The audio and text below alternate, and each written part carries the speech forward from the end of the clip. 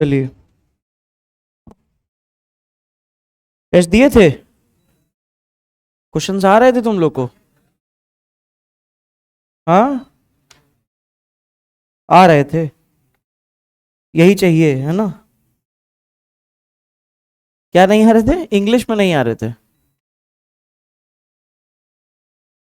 पढ़ा हुआ लग रहा था मगर आ नहीं रहा था। अच्छा, क्योंकि रिवीजन नहीं किए थे। लास्ट का चोला चला था तो चोला वाला सब एकदम हिट कर जा रहा होगा। अरे वाह, है ना? बाकी पढ़ाई सारा था, पहला ही क्वेश्चन देख करके तुम लोग सांग के स्कूल ऑफ फिलोसफी में, है ना? मगर जिसका भी है कपिल सही लगाया है। प्रखर मिश्रा, प्रखर मिश्रा सही लगाया। ठीक है, अभी पेपर डिस्कस करेंगे, मतलब पेपर देख लेते हैं पहले हम, उसके बाद आप लोग उसे डिस्कस करा लेंगे। अभी कुछ अभी चेक वक नहीं किया, अभी मिला है पेपर। ठीक है, आओ अब आगे देखना शुरू करते हैं। अ, अरे यार, ये हर चीज बताना पड़ता है रोज। ईशांत, ये फैन ऑन कर दो। कनेक्शन तो यहीं से होना चाहिए। आया बोले? बता तो यहाँ का फैन ऑन करे।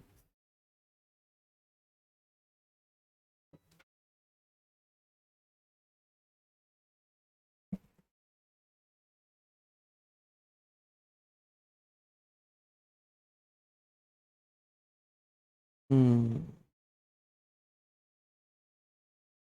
लाइट भी आ गई, पंखा चलो जल्दी। ठीक है, हेडिंग डालिए।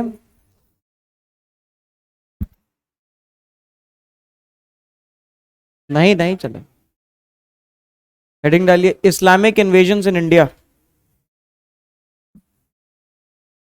Islamic invasion in India.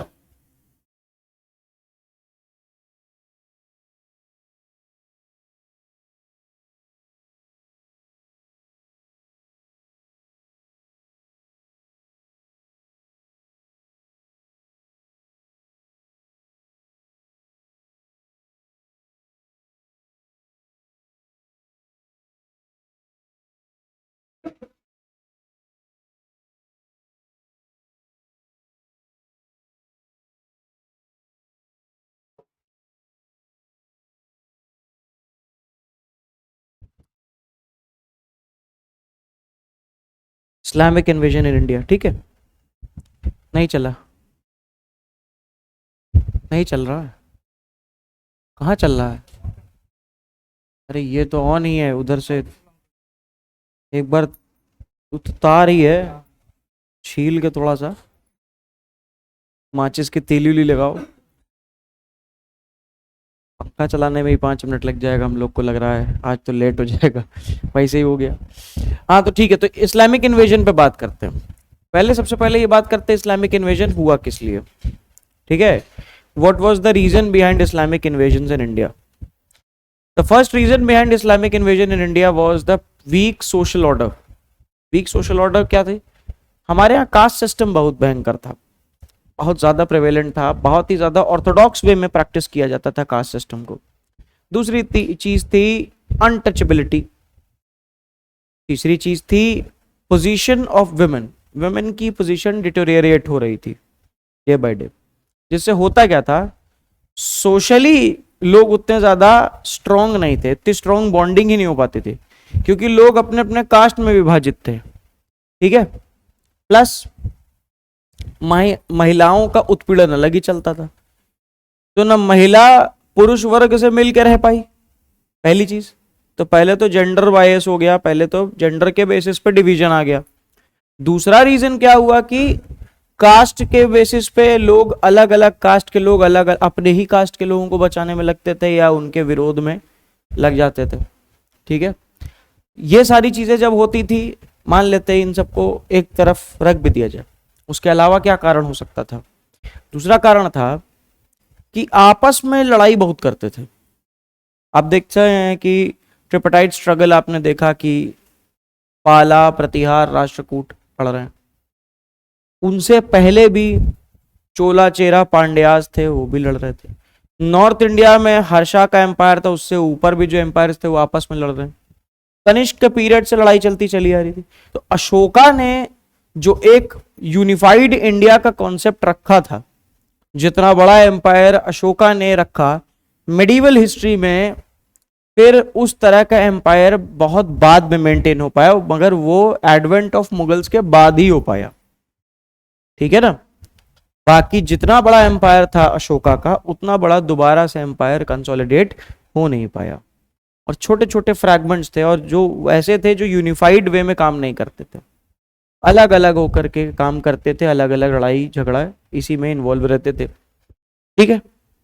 तीसरी चीज क्या है, इंडिया की rich wealth. India wealthy nation था, ठीक है ना। वेल्दी नेशन होने का मतलब क्या है, ऐसा तो एक अलग चीज है। वेल्थ में इसका फ्लोरा और फौना भी था। एग्रीकल्चरल लैंड अच्छी है ना, खेती के लिए अच्छी जमीन जहां लोग अच्छे से रह सकते हैं, है ना, पर्याप्त मात्रा में सारी चीजें अवेलेबल हैं। तो ये एक बहुत ही ज्यादा इंपॉर्टेंट बात थी जिसने इंडिया को बहुत ल्यूक्रेटिव बनाया, है ना, और इंडिया को अट्रैक्टिव बनाया कि इंडिया में आ करके इन्वेजन करो ताकि हम अपनी गरीबी और भूखमरी मिटा सकें, ठीक है। तो अरबिक इन्वेजन्स में अगर आप ध्यान दो, जो हम बात कर रहे हैं अरबिक इन्वेजन्स की, अरबिक इन्वेजन मतलब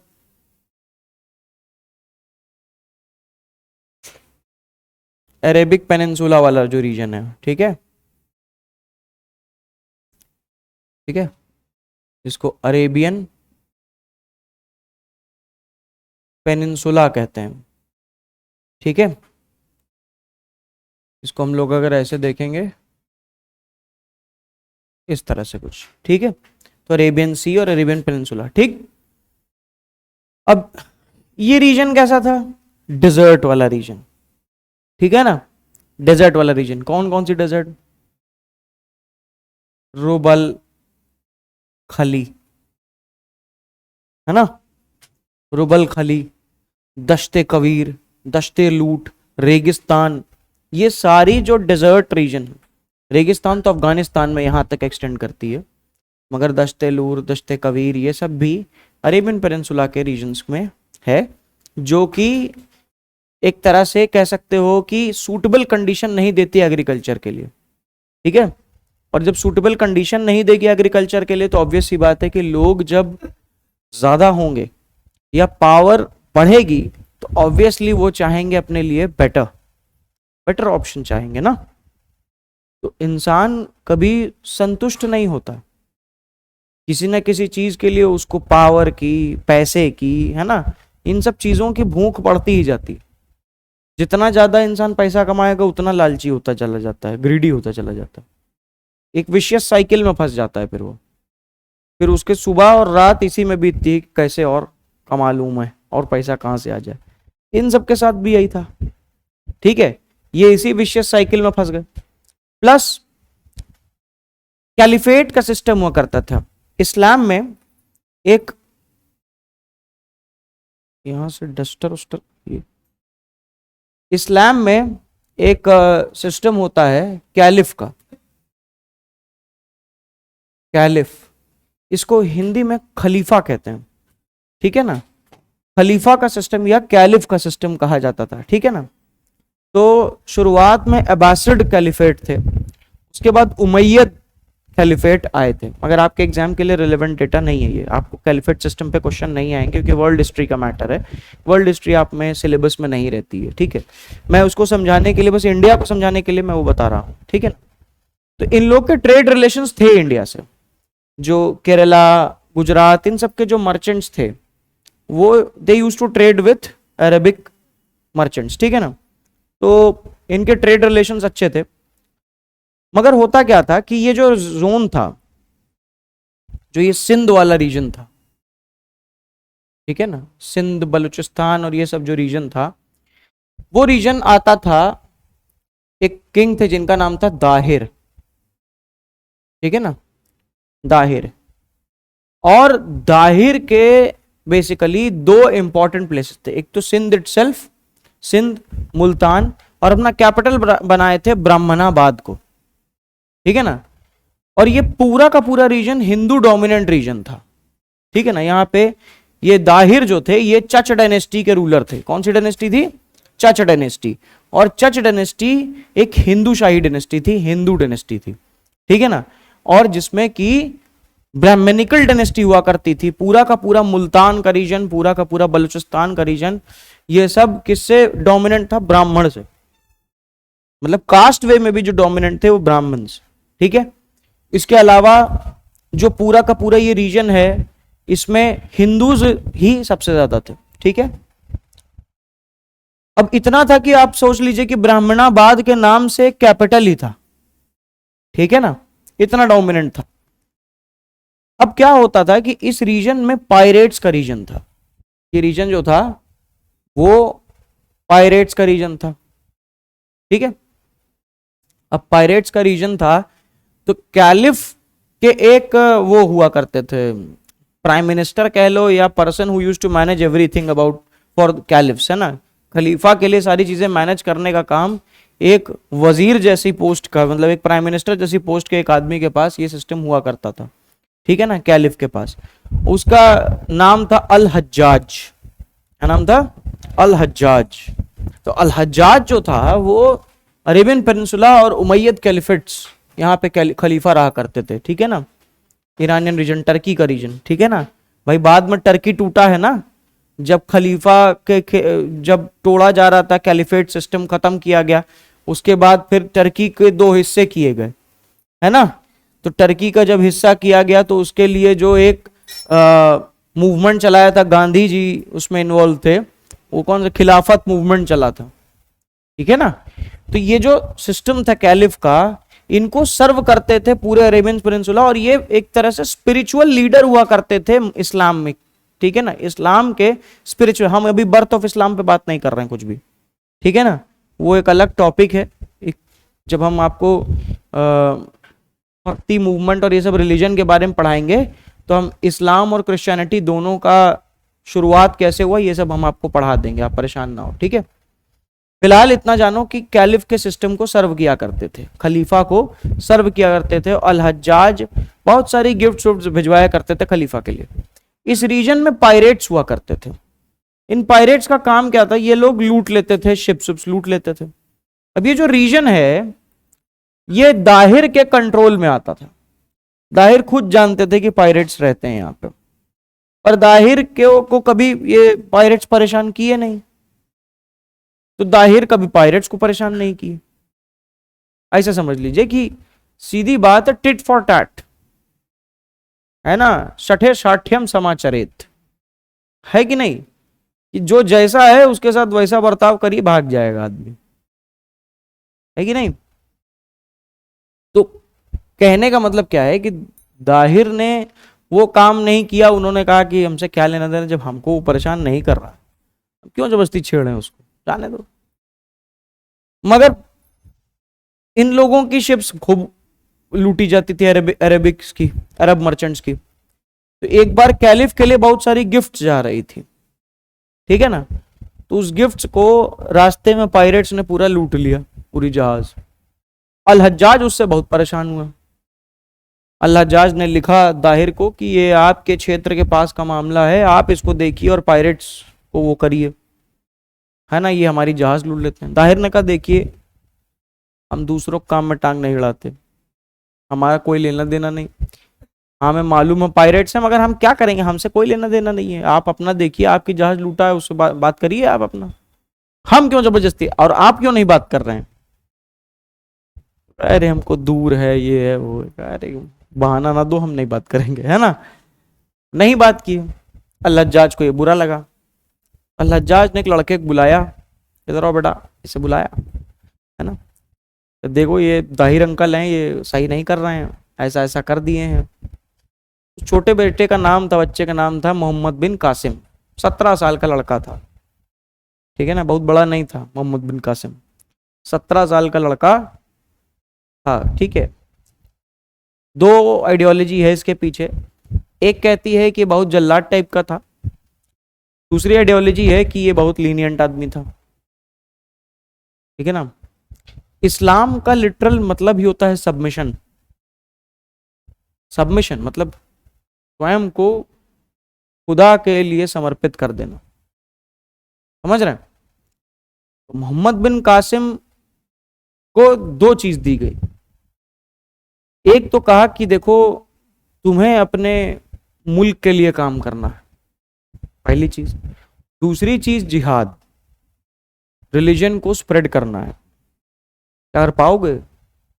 जी हम कर लेंगे।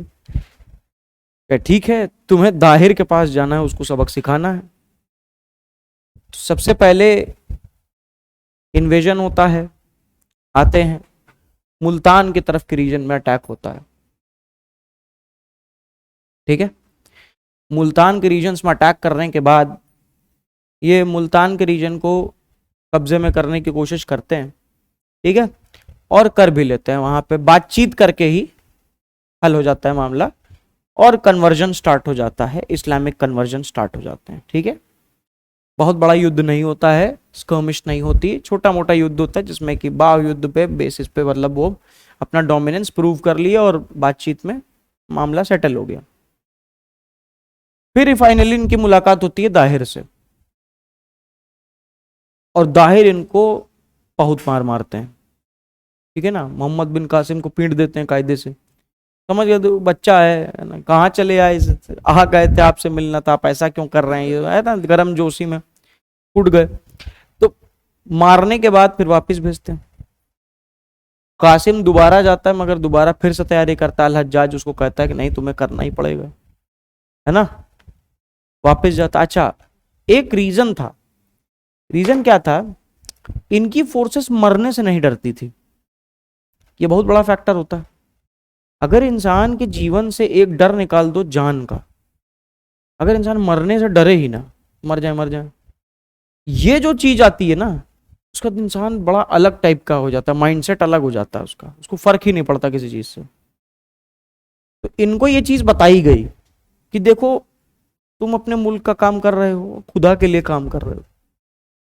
अगर तुम मर भी जाते हो तो भी तुम्हारे हाथ में लड्डू है, जन्नत में जाओगे, खुदा के पास जाओगे, वहां बैठोगे, खुदा तुमको मतलब वो आशीर्वाद टाइप का देंगे कुछ, है ना।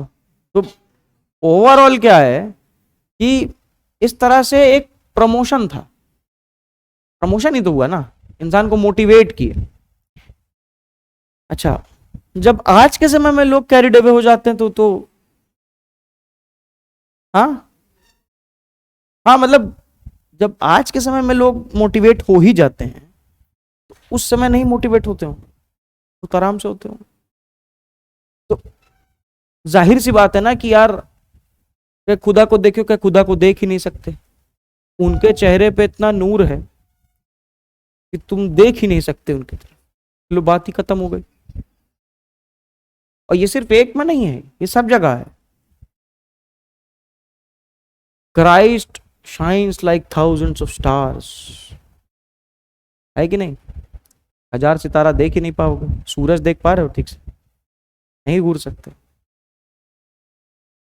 ठीक है। एक मिनट, अभी लाइन नहीं तोड़ेंगे, बाद में टाइम। तो ये चीज हो रही थी। इस तरह से अलग अलग जगह पे अलग अलग प्रावधान बनाए गए और ईश्वर को सर्वोपरि रखा ही गया।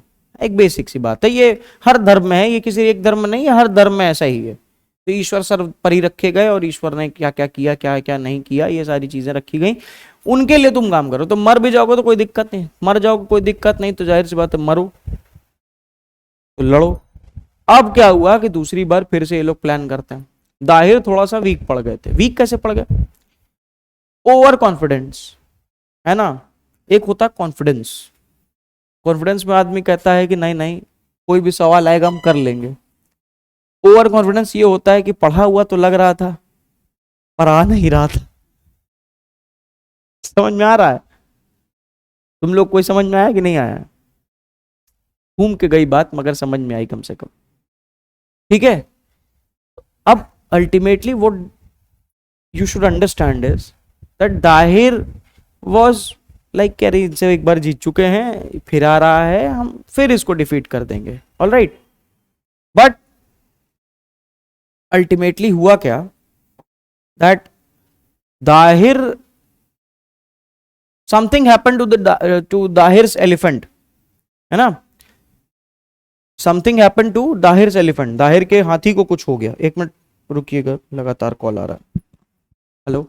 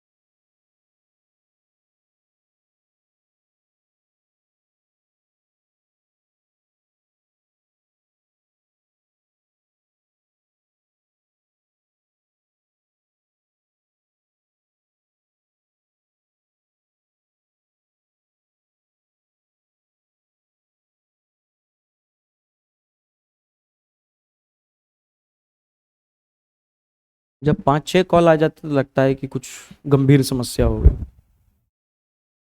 अरे डॉक्टर नहीं हूं भाई, ऐसे वाला है झोला छाप। बेसिक ज्ञान है, इतना मालूम रहता है, इतनी बेसिक सी चीज है कि नहीं, पैरासीटामोल से थोड़ा सा ज्यादा जानते हैं हम, है ना, बेसिक चीजें हमें मालूम है पूरी, तो इसमें कौन में क्या दवा चलती है सब मालूम है ना। एक्चुअली हमें बनना था डॉक्टर ही, है ना, पर लाइफ ऐसी चलती है। हमारा पूरा आधा खानदान मेरा डॉक्टर है, ठीक है, मेरा छोटा भाई डॉक्टर है, चाचा डॉक्टर हैं, चाची डॉक्टर हैं, 2 चाचा 3 चाचा हैं, 3 के तीनों चाचा डॉक्टर हैं, 3 के तीनों चाची डॉक्टर हैं, ठीक है। मेरी छोटी बहन जो भी पढ़ रही है वो भी डॉक्टरी की पढ़ाई कर रही है, मेरी 2 बहनें हैं वो भी दोनों डॉक्टर हैं। तो इतना दिन भर मैं केस स्टडी ही सुनता रहता हूँ, मैं ही अलग हूँ। अरे तो हम यूपीएससी वाले हैं तो वो अलग सीन है ना, डॉक्टर डॉक्टर है,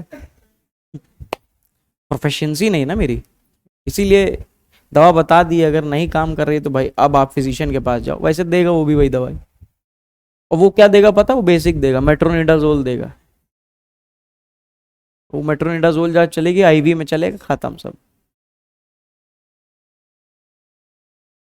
ठीक है।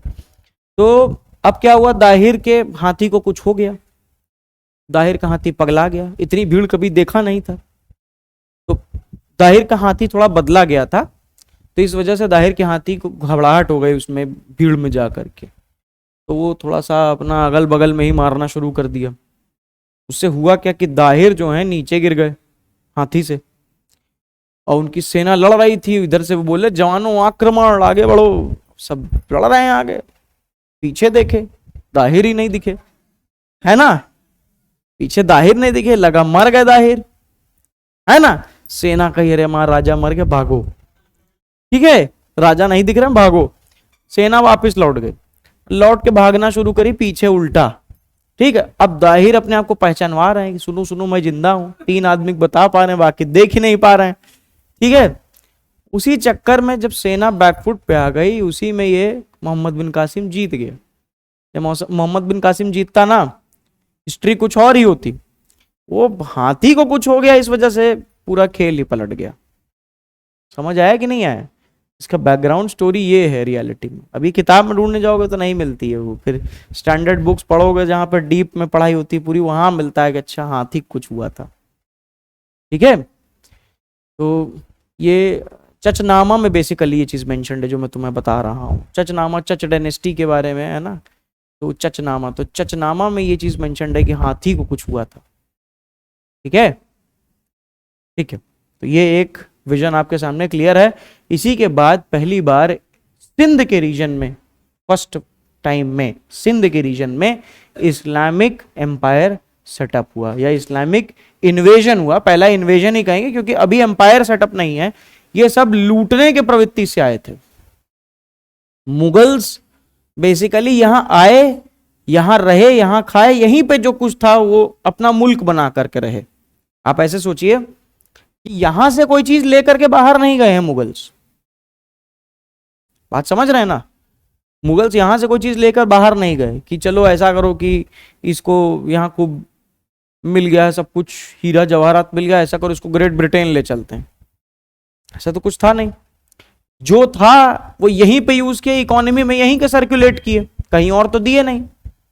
तो इसलिए मुगल्स तो यहीं पे स्टैब्लिश हुए, यहीं के। इन्वेजन्स में ये लोग आते हैं, इन्वेडर्स, जैसे मोहम्मद गोरी है ना। मोहम्मद गोरी और ये क्या है? ये सब इन्वेडर्स हैं, लुटेरे हैं। ठीक है ना, इन्होंने लूटा है, प्रॉपर प्लंडरिंग के एम से ही रहते थे, क्योंकि कभी भी कोई परमानेंट सेटलमेंट किया ही नहीं इन्होंने अपना यहां पे। ठीक है, लिख लो। आप लोग को मैंने पीडीएफ भेज दिया है। ठीक है,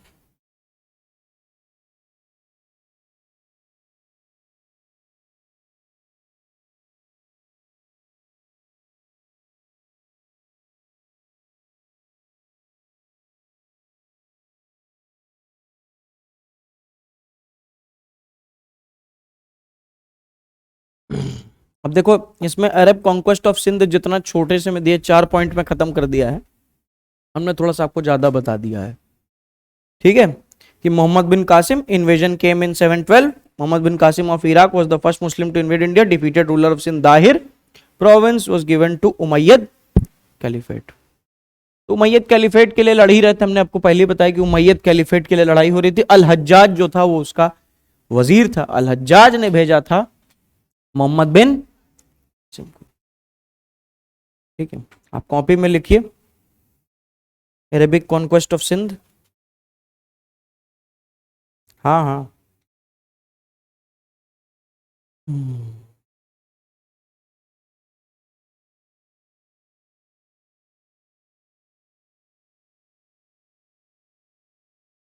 Arabic conquest of Sindh.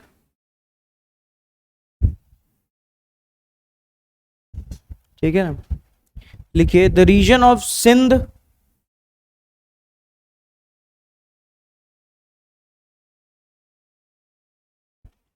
was ruled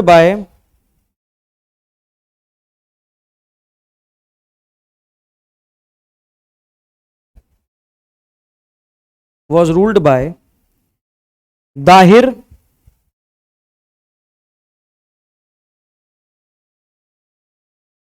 ruled by Dahir.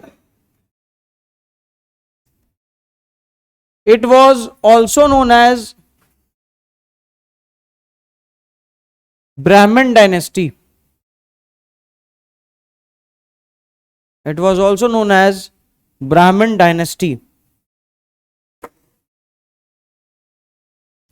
और ब्राह्मण डायनेस्टी और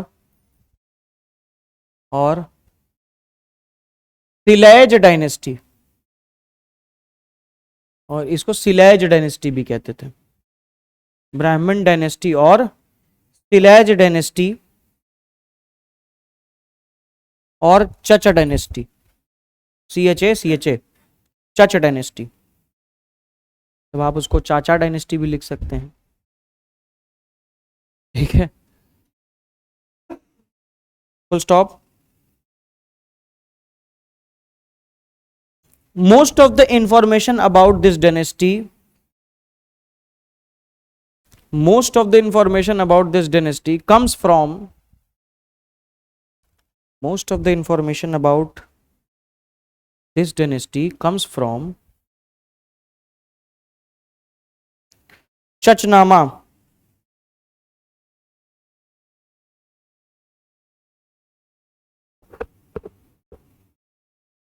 which is also known as Fatehnama Sindh. Chachnama,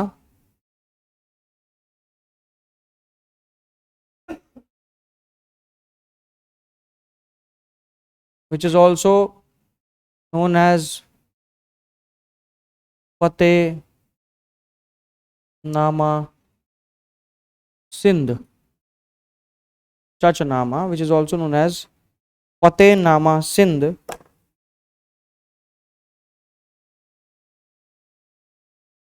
full stop. It was written by, it was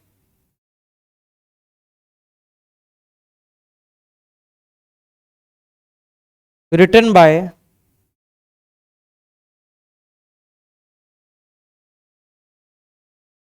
some historians, मतलब उस समय के कुछ लोग थे, उन्होंने लिखा है. एक आदमी नहीं है इसको लिखने में.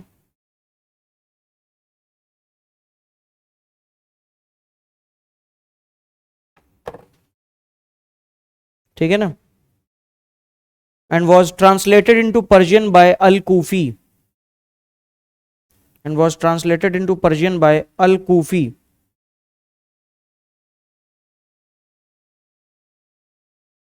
was translated into Persian by Al-Kufi, Kufi, Al-Kufi, Al-Kufi, translated into Persian by Al-Kufi.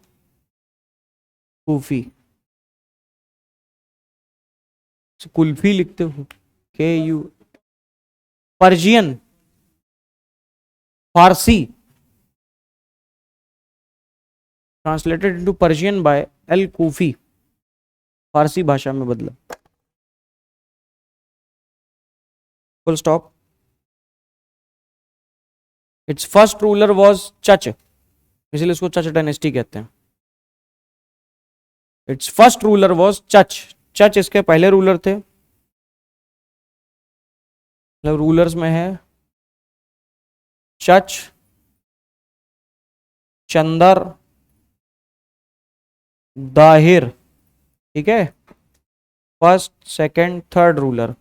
Dahir इस डायनेस्टी के तीसरे रूलर थे. चच, Chandar, Dahir.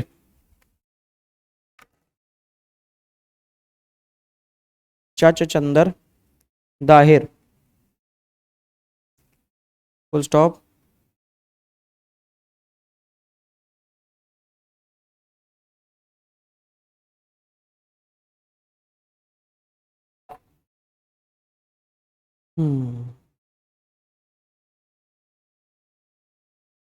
This dynasty was captured by, नहीं, defeated लिखना. This dynasty was defeated by Muhammad bin Qasim.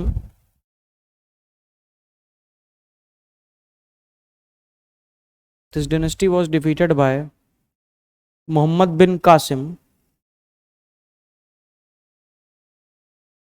This dynasty was defeated by Muhammad bin Qasim in 712 AD, 712 AD में.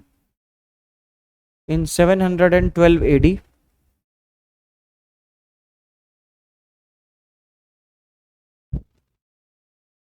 but people of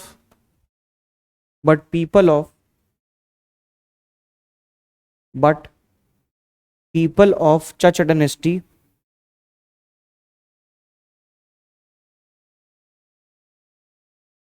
continued to rule. People of Chach dynasty continued to rule this region.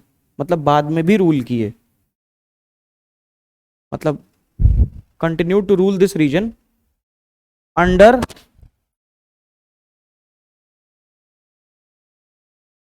Umayyad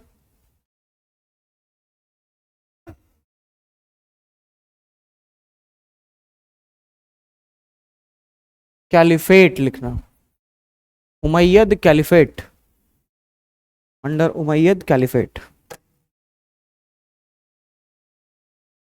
ठीक है,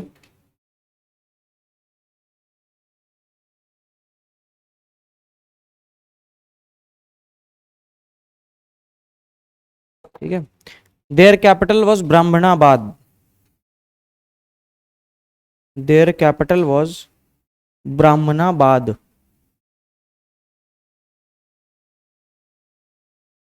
चच dynasty का capital क्या था?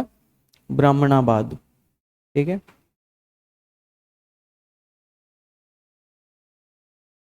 अब सब heading लिखो, Mohammad bin Qasim.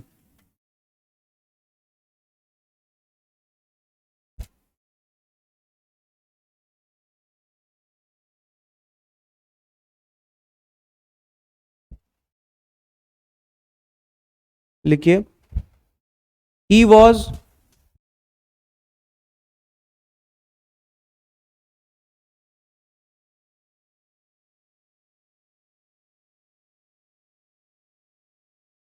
he was governor of Sindh, he was governor of Sindh,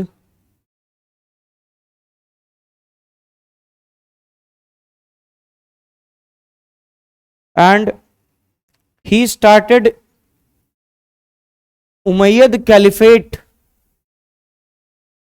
he started Umayyad Caliphate in Sindh, he started Umayyad Caliphate in Sindh। Sindh के रीजन में उमैयद कैलिफेट किसने स्टार्ट किया? मोहम्मद बिन कासिम ने स्टार्ट किया। ठीक है, full stop. he became the first Muslim,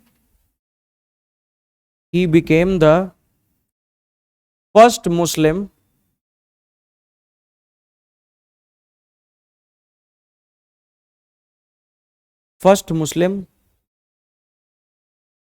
to have successfully captured, first Muslim to have successfully captured Indian states, successfully captured Indian states, which marks the beginning of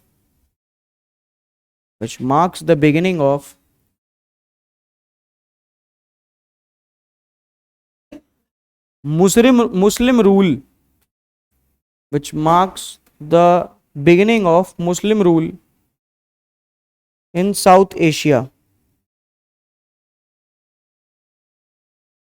in South Asia।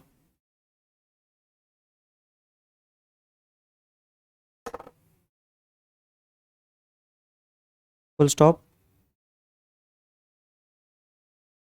लिख लो, he was the governor of Sindh from 712 to 715 AD, 712 से 715 तक सिंध का governor रहा है। He was governor of Sindh,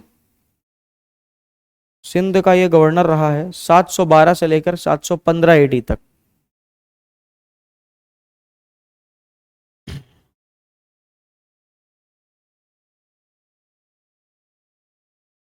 full stop.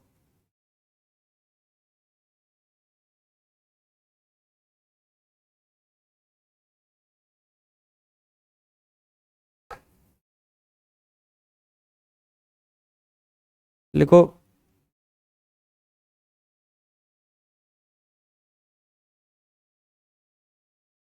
Initially he was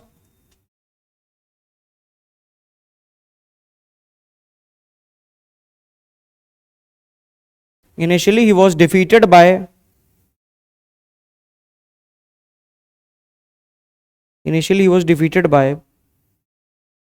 Dahir,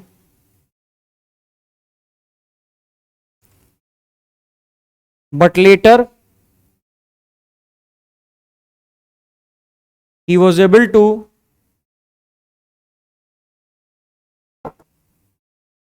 but later he was able to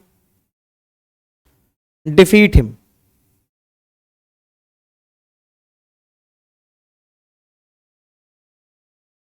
Defeat him. And the first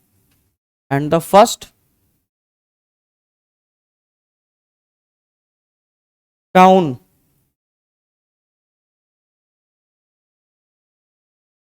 TOWN town which was captured, and the first town which was captured by him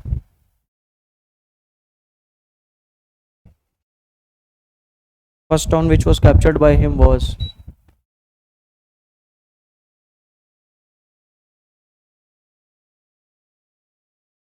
Dibal. DEBAL. Debal को capture किया था, ठीक है। First town which was captured by him was Debal, DEBAL, ठीक है। बस इतना data अगर तुम्हें मालूम है तो तुम बहुत आराम से जो टफेस्ट वो सेट कर सकता है वो तुम कर लोगे, ठीक है ना। मतलब जितना एग्जाम पॉइंट ऑफ व्यू से रिलेवेंट डेटा है वो, ऐसे डेटा तो बहुत है। मतलब आप पढ़ते जाओगे तो ऑब्वियस सी बात है, पूरी चचनामा लिखी है, पढ़ते चले जाओ क्या हुआ क्या नहीं हुआ। आए तो 6,000 आदमी थे, 7,000 आदमी थे, 72 उसके साथ ऊंट थे, ऐसे ऐसे पूरी बात है। तो आप वो तो जान के करोगे नहीं, क्या कैमल जान क्या करोगे उसका नंबर, ठीक है। तो ये सब नहीं पूछेगा, ठीक। नीचे भी आता है ये, हम इसका स्विंग ठीक कर रहे हैं तो ये ऊपर ही टिक गया, इतना धीरे स्विंग हो रहा है।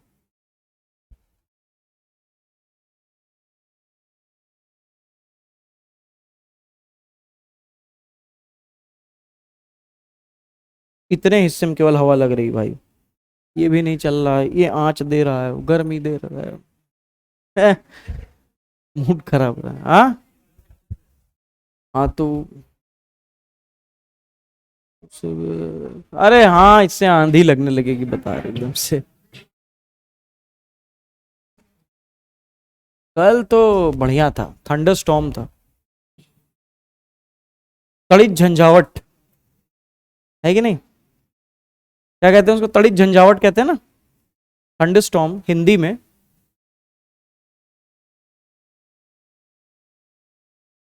ना सोच सोच का फर्क है, ठीक है। बहरहाल ऐसा कुछ नहीं है, थंडरस्टॉर्म था। और ये एक फेमस क्लाइमेटोलॉजिस्ट मैंने जो आपको बताया है उनके बारे में, कि वो घाघ की थ्योरी मैंने बताई है ना, नहीं बताई, नहीं बताया, ज्योग्राफी भी चली नहीं तुम्हारे में। तो एक बहुत फेमस क्लाइमेटोलॉजिस्ट हैं जिनका नाम था घाघ। घाघ की जो थ्योरी, घाघ पढ़े लिखे नहीं थे, मगर घाघ अपने एक्सपीरियंस, पहले के लोग एक्सपीरियंस के बेस पे सीखते थे ना, जैसे ह्यून सैंग आए थे तो आके पढ़ते नहीं थे, एक्सपीरियंस का बेस था उनका। तो घाघ ने एक थ्योरी दी कि करिया बादल जी घबरावे, भूरा बादल पानी लावे, समझ रहे हैं। वो उनका कहना था कि जो काले बादल होते हैं वो बारिश नहीं देते, बादल जब लाल होता है तो वो बारिश देता है ना।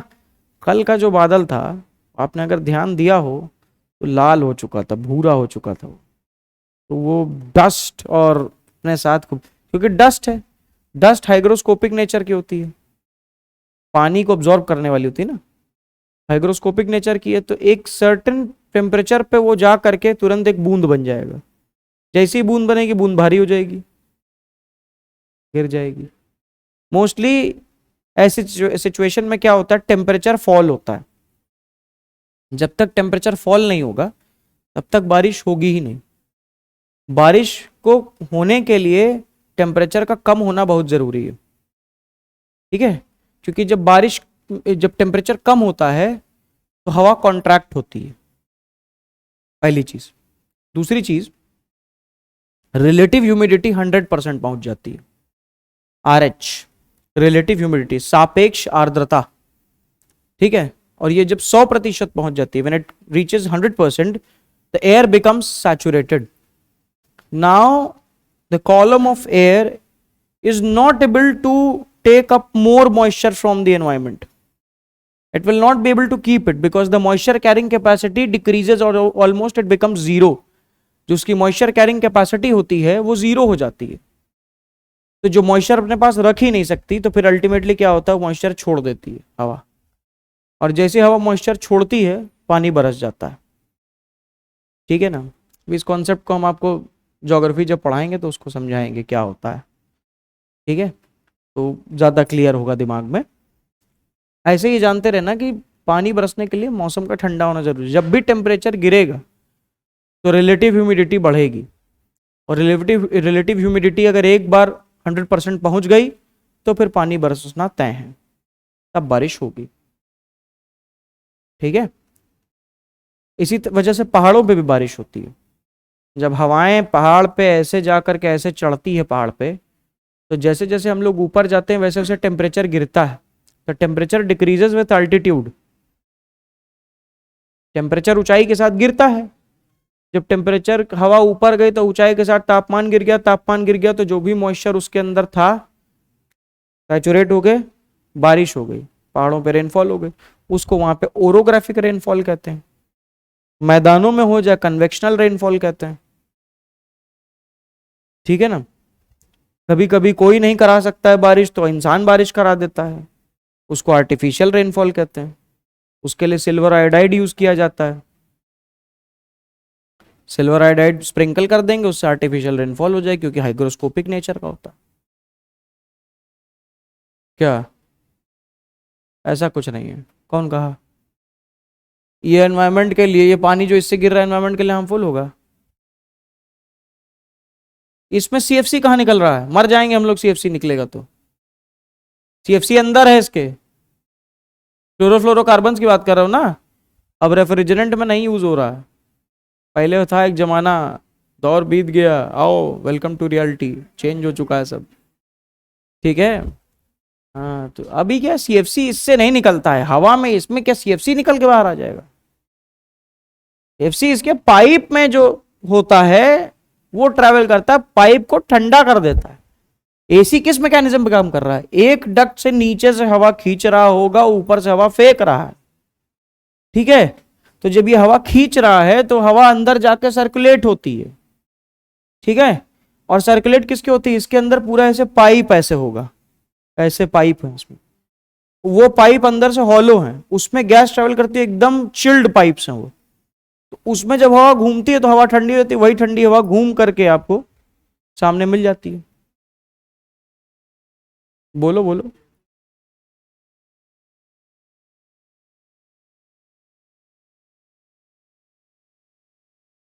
हाँ निकलता है. तो निकलता कब है? जब गैस लीकेज होती है. गैस लीक होती है, निकल गया. अरे सीधी सी बात है, हंसने की कोई बात नहीं भाई, है ना. एक बेसिक सा क्वेश्चन है उसका कि हाँ भाई हमको यही बताया गया, सच्चाई है, यही बताया गया है. हमें भी यही बताया गया था अगर हमने पढ़ा, है ना. हाँ, मतलब क्लियर है ना.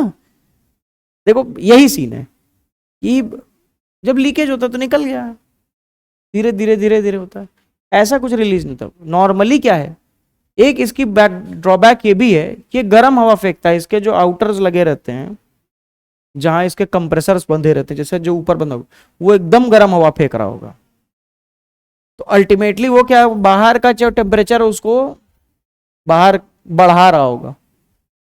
जैसे हम लोग गाड़ी में बैठते हैं, गाड़ी में एसी चलाते हैं, तो गाड़ी में एसी चलाने के बाद अगर गाड़ी के अगल बगल कोई खड़ा हो जाए, उसको गर्म हवा एकदम मिलेगी.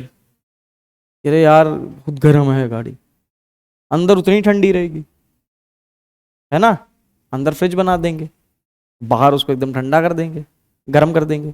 तो वो क्या है कि वो, अब इसका मतलब ये थोड़ी ना है कि हम जो है सीएफसी फैला रहे हैं मोहल्ले में घूम के, है ना. वो तो भाई जो रेफ्रिजरेंट है, जो कूलेंट है, उसको तो हम डालेंगे ही, उसको तो यूज करेंगे ही. हार्मफुल है. पॉपुलेशन अपने आप में खतरा है, तो क्या पैदा होने बंद हो जाएंगे आदमी, है ना.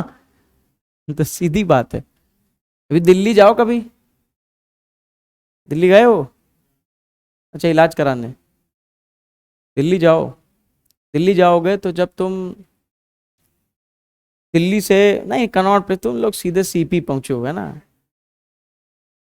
नॉर्मली भी अगर दिल्ली जाओगे देखोगे बीच में एकदम लैंडफिल है, बहुत बड़ा सा, बहुत बड़ा लैंडफिल है।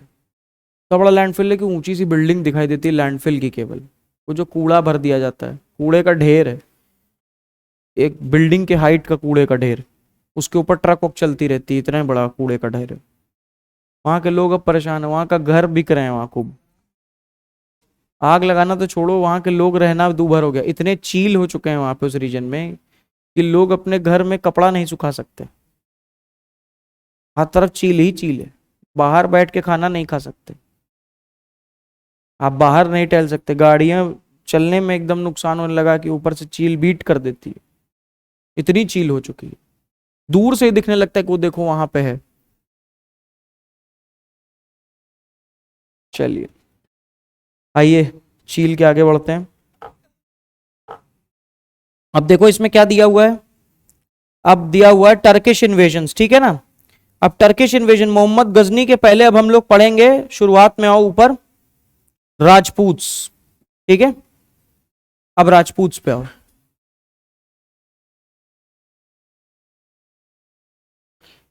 देखो 9 10 10 एडी, ठीक है ना, 9th और 10th एडी में राजपूत्स का, ठीक। फिर देखो emerged as powerful source force in the northern India. Origin क्या है, 4 Rajput clans descendant from a sacrificial fire near Mount Abu, that is Agnikul origin.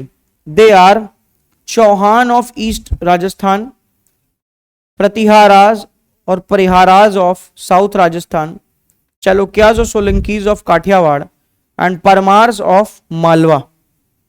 Most accepted theory of Rajputs were of a foreign origin who came as conqueror and settled in Western India. West India में ये settle हो गए। Two main clans of Rajput are Suryavansh और चंद्रवंश, ठीक है। 2 main clan है राजपूत के, कौन कौन से, सूर्यवंश हैं और चंद्रवंश हैं, एक सन फैमिली और एक मून फैमिली, ठीक है। वैसे जानते रहना राजपूत के 36 क्लैन्स हैं, 36 क्लैन है राजपूत के टोटल, ठीक है। अभी हम बताते थे सम इंपॉर्टेंट राजपूत किंगडम कौन कौन से देख लो। चौहान और चामहन ऑफ दिल्ली अजमेर, इनका कैपिटल क्या था, दिल्ली। फाउंडर इनके कौन थे, वासुदेव। देन परमार ऑफ मालवा, उज्जैन धार में, ठीक है ना। श्रीहर्ष इसके फाउंडर थे, ठीक है। फिर देखो प्रतिहार ऑफ कन्नौज, अवंती या कन्नौज इनका कैपिटल था। नागभट्ट वन इनके फाउंडर थे, ठीक है। राष्ट्रकूट ऑफ मलखेड़ या मलखंड, मानखेत इनका कैपिटल था। दंती दुर्ग इनके फाउंडर थे, हम लोग इनके बारे में पढ़ चुके हैं, ठीक है।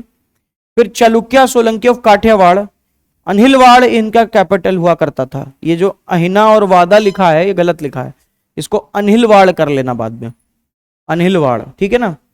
और मूल राजवन इनके फाउंडर थे। कलचुरीज और हया ऑफ चेदी, त्रिपुरी इनका कैपिटल हुआ करता था। और कोकल वन इनके फाउंडर थे, ठीक है। फिर देखो चंदेला ऑफ जेजाक भुक्ति, जेजाक भुक्ति के चंदेल, इसको हम लोग पहले भी सुने हैं, ठीक है ना। तो खजुराहो या महोबा या किलिंजर इनका कैपिटल हुआ करता था। और नन्नुक चंदेल इनके फाउंडर हुआ करते थे, नन्नुक, ठीक है। नेक्स्ट गढ़वाल, राठौड़ ऑफ कन्नौज, ठीक है। तो कन्नौज इनका कैपिटल था और चंद्रदेव इनके वो थे। तोमर ऑफ दिल्ली हरियाणा, और ढिलिका, दिल्ली जो आज का है, दिल्ली का पुराना नाम ढिलिका था पहले से ही नाम, क्योंकि उसकी मिट्टी ढीली थी इस वजह से उसका नाम ढिलिका था। समझ में आया, दिल्ली का नाम ढिलिका था क्योंकि उसकी मिट्टी ढीली थी, ठीक है। बाद में अंग्रेज आए तो अंग्रेज ढिलिका बोल नहीं पाए, उसको दिल्ली दिल्ली बोलने लगे, तो दिल्ली तो दिल्ली पड़ गया, ठीक है ना। अब वो दिल्ली बोलते हैं। अब नॉर्मली आप दिल्ली हिंदी में लिखते हैं, है ना, और अंग्रेजी में आप दिल्ली बोलते हैं। दिल्ली कहाँ, हम दिल्ली जा रहे हैं, जो दिल्ली जा रहे हैं वाले होते हैं ना, ये ऐसे ही होते हैं, है ना, ठीक है। तो फिर देखो गुहिलोटा और सिसोदिया ऑफ मेवाड़। अच्छा देखो इसके जो फाउंडर हैं इसमें मेंशन नहीं है, अनंगपाल तोमर थे, ठीक है, अनंगपाल तोमर अभी पढ़ाएंगे हम तुमको, अनंगपाल इसके फाउंडर हुआ करते थे, ठीक। फिर देखो गुहिलोटा और सिसोदिया ऑफ मेवाड़ चित्तौड़ के थे, बप्पा रावल और हमीर वन इसके फाउंडर हुआ करते थे। फिर some important Rajput rulers, Jaichand Garhwal Rathore, ठीक है ना, assisted Mohammad Ghori against Prithviraj Chauhan in the second battle of Tarain, killed by Ghori in battle of Chandawar, है ना। फिर आपको पृथ्वीराज चौहान वहां आ गए। अब पहले आपको हम लिखवाएंगे पहले थोड़ा सा, ठीक है, थोड़ा कष्ट देंगे उसके बाद सुख।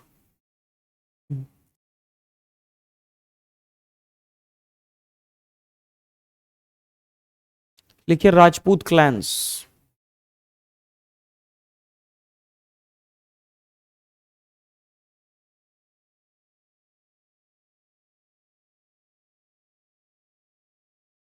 राजपूत क्लैंस, ठीक है।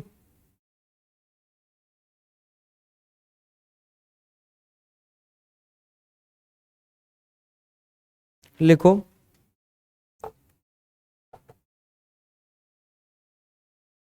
The dominance of Rajput began from 7th to 8th centuries, 7th to 8th century AD. The dominance of Rajputs began from 7th to 8th century AD.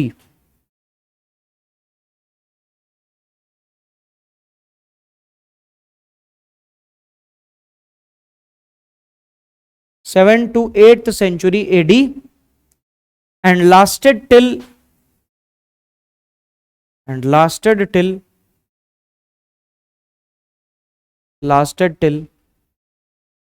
12th century and lasted till 12th century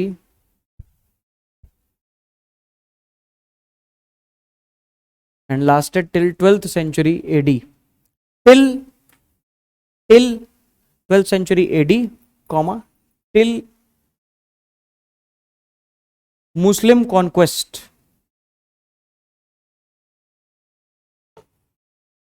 full stop। Next point लिख लो, the term Rajput came into prominence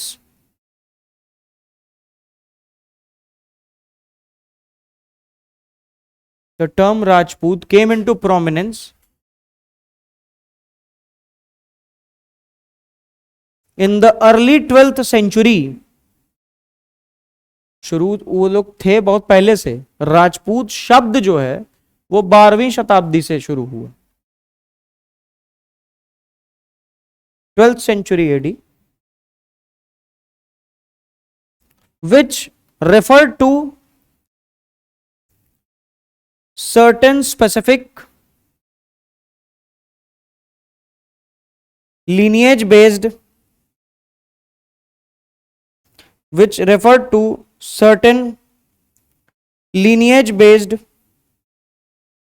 lineage based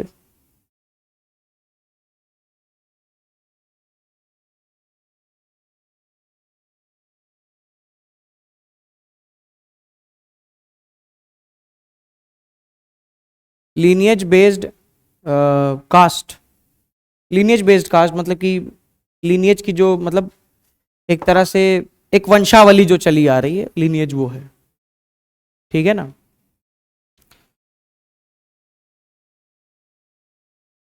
फिर लिख लो the basis of Rajput society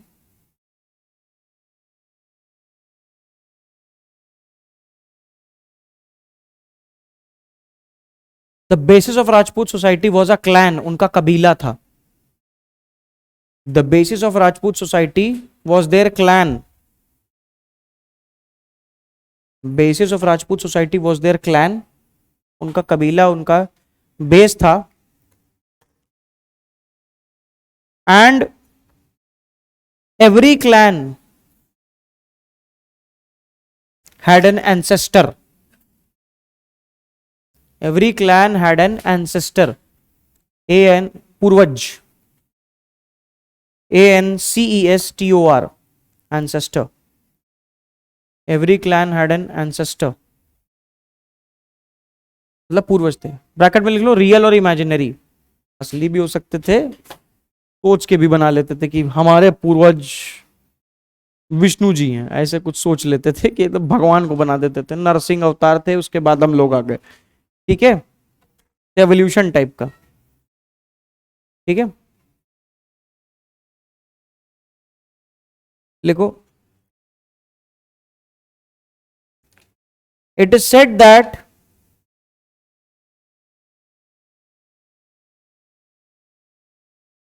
राजपूताज, मतलब राजपूत्स लिखो, राजपूता क्या लिखोगे, Rajputs emerged from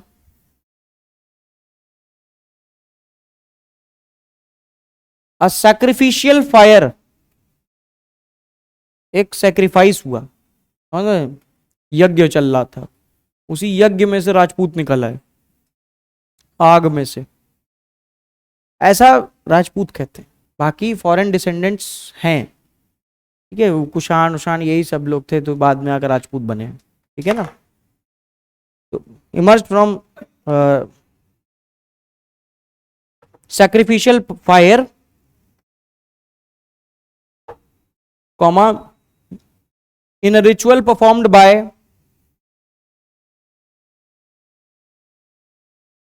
Vashishtha, in a ritual performed by Vashishtha. Vashishtha ऋषि का नाम सुने होंगे आप लोग. Vashishtha on mount Abu. Mount Abu, ABU, Rajasthan में है. घूमाओ, बढ़िया है. दिलवारा के वहां मंदिर है, जैन मंदिर है ना. दिलवारा के जैन टेम्पल्स सफेद संगमरमर के बने हुए. ठीक है, mount Abu. Stop. Jain temple है, दिलवारा के जैन टेम्पल्स हैं. ठीक है ना. फिर 4 अग्निकुल के नाम तो आपको पता ही है कि उसके 4 अग्निकुल थे, ये आपको पता रहना चाहिए. जो हमने भी बताया, प्रतिहार लिखवाया, परमार लिखाया, चौहान लिखवाया, चामान लिखा, ये सब लिखा दिया ना. ठीक. अब लिखो इसमें चाहमहंस ऑफ दिल्ली. चाहमान या चौहान ऑफ दिल्ली अजमेर जो थे ना.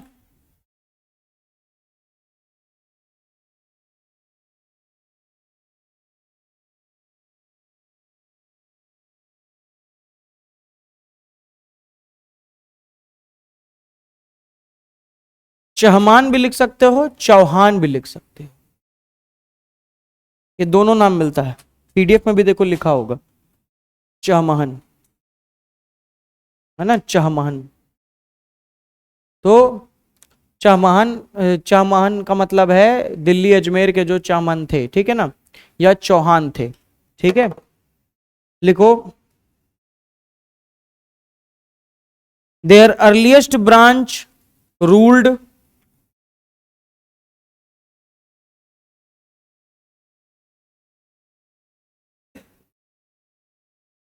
their earliest branch ruled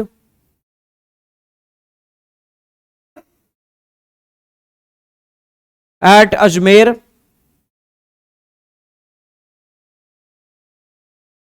full stop.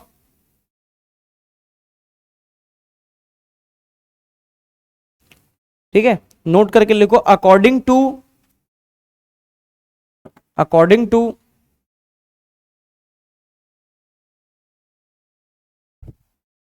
To bardic tradition, BARDIC, bardic. Bardic tradition जानते हो कि नहीं जानते हो?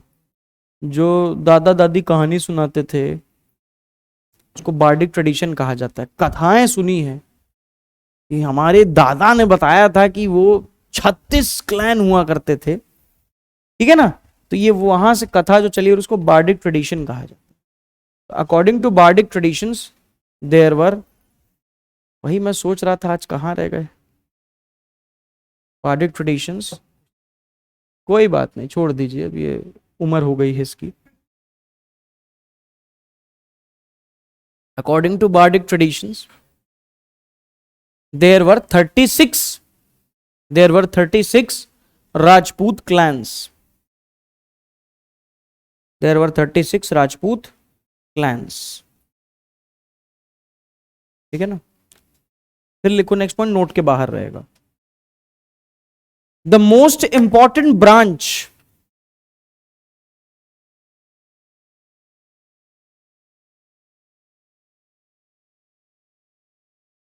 of Chauhan dynasty, the most important branch of Chauhan dynasty established their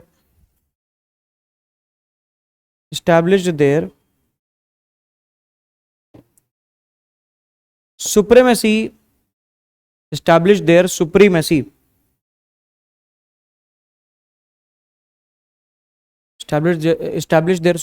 in Shakambari region. Shakambari, SAKAMBARI, Shakambari region.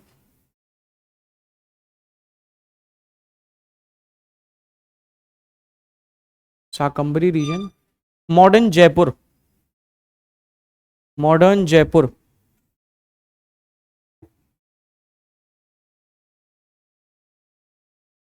हाँ, नहीं वो reason था, ऐसा नहीं है कि उसके नाम से. जयपुर ही था, बड़ा रीजन था, है ना. द चहमंस, लिख लो, the Chahamanas of Shakambhari were known as Chauhans of Sambhar. The Chahmans of Shakambari were known as Chauhans of Sambhars.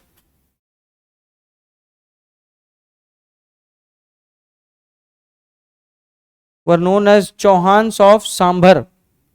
Full stop.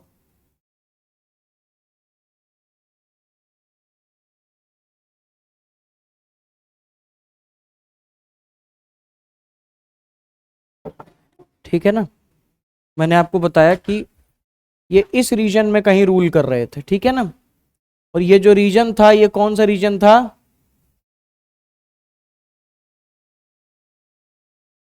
Shakambhari. ठीक है, शाकंबरी का रीजन था. और शाकंबरी के जो शाहमंस थे, they were known as Chauhans of Sambhar. Sambhar आज के प्रेजेंट जयपुर के पास का रीजन है. ठीक है ना, और जो इनका कैपिटल रीजन था, ठीक है ना, उसको सपदलक्ष इस रीजन में हुआ करता था. कौन से रीजन में?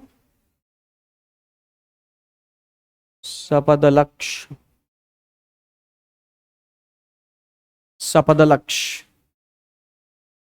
अरे याद हो जाएगा, मैं बता रहा हूं ना, याद हो जाएगा. और कोई नाम ही नहीं इसके जैसा. प्रेजेंट डे ईस्टर्न राजस्थान की बात कर रहे हैं, सपदलक्ष का रीजन था. तुम्हें कौन सा लिख के याद करना है इसको? तुम्हारे सामने नाम ही तो आना है, नाम स्ट्राइक कर जाएगा. दिमाग में अगर ये रखोगे कि हमें नहीं याद होगा, तो फिर कुछ भी कर लो, नहीं याद होगा. दिमाग में ये रखो कि क्यों नहीं आएगा, धीरे धीरे याद हो जाएगा. पहली बार में नहीं होता, ग्रेजुअली सेटअप हो जाएगा दिमाग में. ठीक है, फिर लिख लो. टाइम हो गया क्या यार? हाँ हो गया. चलो, वैसे भी हम तुम्हें अगला जो पॉइंट लिखाना, मुझे इंपॉर्टेंट रूलर्स के बारे में बस सीधे लिखाना है. सीधे इंपॉर्टेंट रूलर्स, फिर पृथ्वीराज चौहान, अलाउद्दौला की कहानी कल डिस्कस करेंगे, कैसे क्या हुआ, युद्ध कैसे हुआ. ठीक है, और उसके बाद फिर सीधे टर्किश इन्वेजन पे आ जाएंगे. तब वही मोहम्मद गजनवी और ये सब घोरी उरी के बारे में, क्योंकि टर्किश अरेबिक इन्वेजन डिस्कस हो गया. ठीक है, अभी जो हमने मोहम्मद बिन कासिम का डिस्कस किया है वो अरेबिक इन्वेजन है. ठीक है, कल चौहान डिस्कस करेंगे. चौहान के डिस्कस करने के बाद हम आपके साथ फिर डिस्कस करेंगे ये तोमर डायनेस्टी, दिल्ली के रीजन में, क्योंकि दिल्ली सल्तनत पे लाना है हमें. तो दिल्ली के लिए जो दिल्ली में डायनेस्टी थी, तोमर डायनेस्टी, उसको डिस्कस करेंगे. उसको डिस्कस करके मोहम्मद गोरी, गजनवी, इन सब डिस्कस करके सीधा दिल्ली सल्तनत स्टार्ट हो जाएगा, ठीक है ना। चलिए कल मिलते हैं।